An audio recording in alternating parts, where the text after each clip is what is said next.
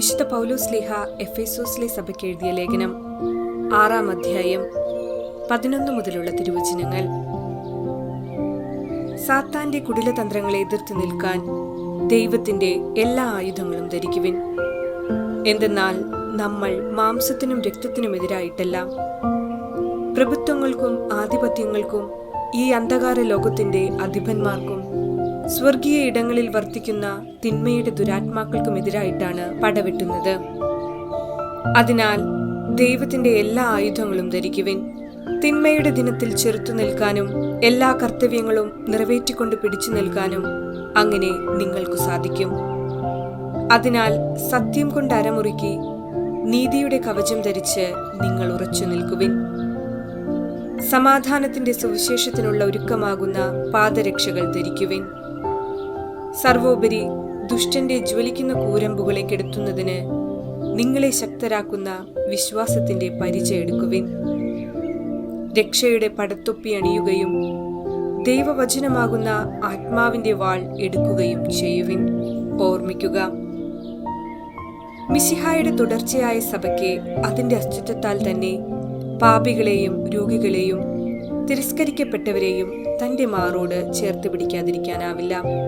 സഭയെ ഫ്രാൻസിസ് മാർപ്പാപ്പ യുദ്ധക്കളത്തിലെ ആതുരാലയം എന്ന് വിശേഷിപ്പിച്ചു. എന്തെന്നാൽ നമ്മൾ മാംസത്തിനും രക്തത്തിനുമെതിരായിട്ടല്ല, പ്രഭുത്വങ്ങൾക്കും ആധിപത്യങ്ങൾക്കും ഈ അന്ധകാര ലോകത്തിന്റെ അധിപന്മാർക്കും സ്വർഗീയ ഇടങ്ങളിൽ വർത്തിക്കുന്ന തിന്മയുടെ ദുരാത്മാക്കൾക്കുമെതിരായിട്ടാണ് പടവെട്ടുന്നത്.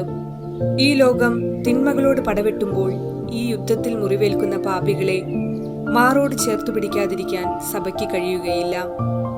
അങ്ങനെ ചേർക്കുന്നില്ലെങ്കിൽ പാപികളെ അന്വേഷിച്ചു വന്ന മിശിഹായുടെ തുടർച്ചയാണ് സഭ എന്ന് പറയുവാൻ കഴിയുകയില്ല.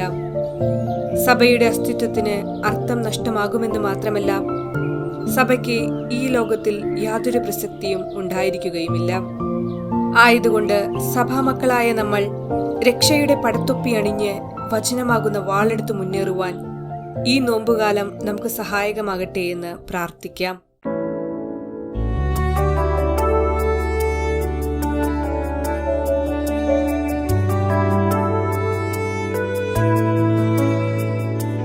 വയലുകൾ, ഹൃദയ വയലുകൾ തേടി വരുന്നിതാ നാഥൻ വചനമായി. വയലുകൾ, ഹൃദയ വയലുകൾ തേടി വരുന്നിതാ നാഥൻ വചനമായി. തളിർത്തു ശാഖകളാകുവാൻ, വിളഞ്ഞു നൽഫലമേകുവാൻ, യേശു സാക്ഷിയായി തീരുവാൻ. വചനമേ എന്റെ മിഴികളിൽ വഴിവിളക്കായി തെളിയണേ. വചനമേ എന്റെ മിഴികളിൽ വഴിവിളക്കായി തെളിയണേ. വയലുകൾ, ഹൃദയ വയലുകൾ തേടി വരുന്നിതാ നാഥൻ വചനമായി.